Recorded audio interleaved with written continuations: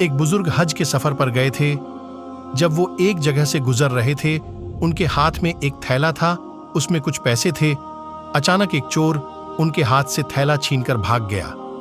جب چور کافی دور نکل گیا، تب اچانک اس کی آنکھوں کی روشنی ختم ہو گئی۔ آنکھوں کی روشنی جاتے دیکھ اس چور نے رونا شروع کر دیا۔ لوگوں نے چور سے پوچھا، بھائی کیا ہوا؟ تو وہ کہنے لگا، میں نے ایک آدمی کا تھیلا چھینا ہے، وہ کوئی بڈھا اللہ کا قریبی بندہ لگتا ہے، میری آنکھوں کی روشنی چلی گئی، خدا کے لیے مجھے اس کے پاس پہنچا دو تاکہ میں اس سے معافی مانگ سکوں۔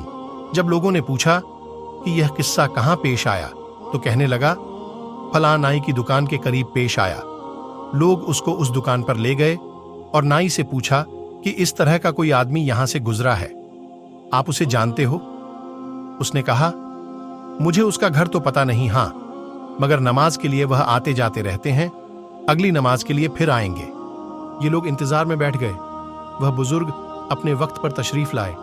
لوگ اس چور کو ان کے پاس لے گئے تو اس چور نے جا کر ان کے ہاتھ پاؤں پکڑ لیے کہ مجھ سے غلطی ہو گئی، گناہ ہو گیا، نادم ہوں، شرمندہ ہوں، میری آنکھوں کی روشنی چھن گئی، آپ اپنے پیسے واپس لے لیجئے اور مجھے معاف کر دیجئے تاکہ اللہ تعالیٰ میری آنکھیں ٹھیک کر دیں۔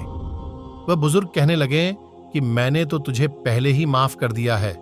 یہ سن کر چور بڑا حیران ہوا، کہنے لگا، حضرت میں تو آپ کا تھیلا چھین کر بھاگا اور آپ کہتے ہیں کہ معافی مانگنے سے پہلے ہی معاف فرما دیا۔ وہ فرمانے لگے، ہاں میرے دل میں کوئی بات آ گئی تھی۔ فرمانے لگے، میں نے ایک حدیث پڑھی جس میں نبی اکرم نے فرمایا کہ قیامت کے دن جب میری امت کا حساب، میرے دل میں یہ بات آئی کہ اگر میں نے اس چور کو معاف نہیں کیا تو قیامت کے دن یہ مقدمہ پیش ہوگا، اور جتنی دیر میرے مقدمے کا فیصلہ ہونے میں لگے گی، اللہ کے نبی علیہ السلام کو اتنی دیر جنت سے باہر رہنا پڑے گا۔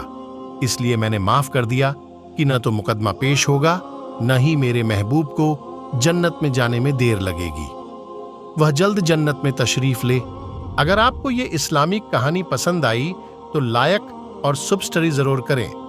ایسی ہی کہانیاں سننے کے لیے ہمارے ساتھ بنے رہیے۔ اللہ حافظ۔